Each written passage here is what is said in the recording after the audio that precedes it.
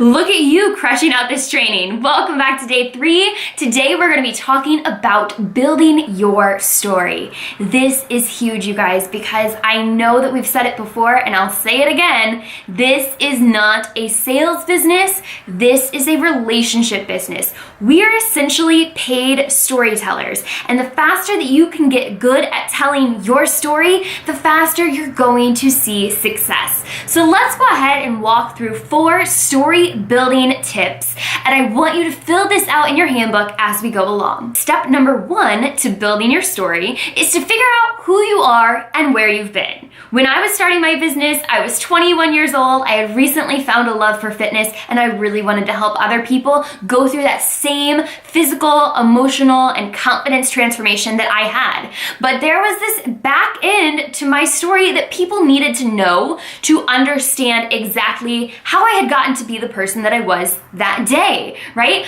I was the girl who had gained 50 pounds out of high school. I had lost all of my self-confidence, all of my self-worth. I was tired. I had horrible nutrition habits, and all of that built up my story. It's not all sunshine and rainbows, right? So I had to share who I was that day when I was starting my business, where I had been, and really what brought me to that point that I wanted to start helping other people. The second step in building your story is to figure out what happened in your life to cause you to look for something more. Now, this could be in your fitness journey. This could be what caused you to look for this business. Were you unhappy with your life's path? For myself, when I was finding my way in fitness, I needed a change desperately. I had lost my sense of self. I wasn't happy with who I was. Then I had this fitness transformation, and I desperately wanted to help other people. I did not want to work a 9-to-5 in a cubicle, and I wanted to live a passionate, exciting, happy life.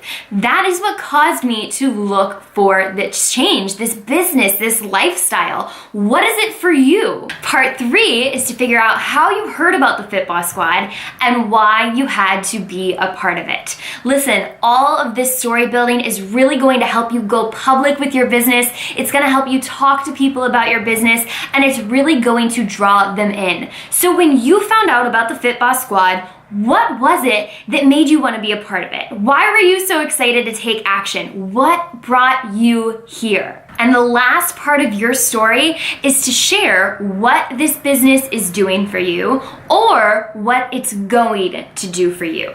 So when I was starting my business, of course, day 1, I was starting at ground zero just like everybody else. What it had already done for me was given me a second excitement for life. It gave me fulfillment instantly that I was going to be able to help other people, and I knew that what it was going to do was give me an out of that life that I didn't want to live. It was my hope. It was my second chance to be able to do something that I was wildly passionate about. I knew day 1 that I was going to take this and I was going to run with it. That I had seen people pave the way for me and I was going to follow. I was going to be a success story. I knew that I deserved it. I knew that I was capable, and that was my picture of my business day 1.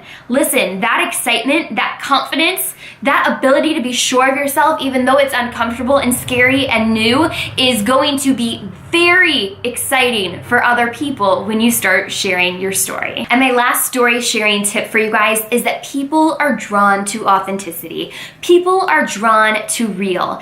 And far too many times I see new coaches join the team and they're nervous about putting themselves out there, so they kind of put a blanket over their story. They share a little bit, but they don't share it all, and in turn, nobody can relate to them. And since nobody can relate to them, nobody wants to work with them. And so they fall into this cycle of frustration. Instead of just being willing to put yourself out there for the better of others so that other people can relate to you, they can relate to your struggles, they can relate to wanting to see success like you either have seen success in your fitness journey or like you're saying that you're going to see success in your fitness journey. But if you can open up and you can be real and raw and authentic, you're going to see wild success. And the longer that you put that off, the longer that you decide to hold back because you're nervous and you're scared and you don't want to put yourself out there, the longer you're going to put a pause on really building the business and life of your dreams.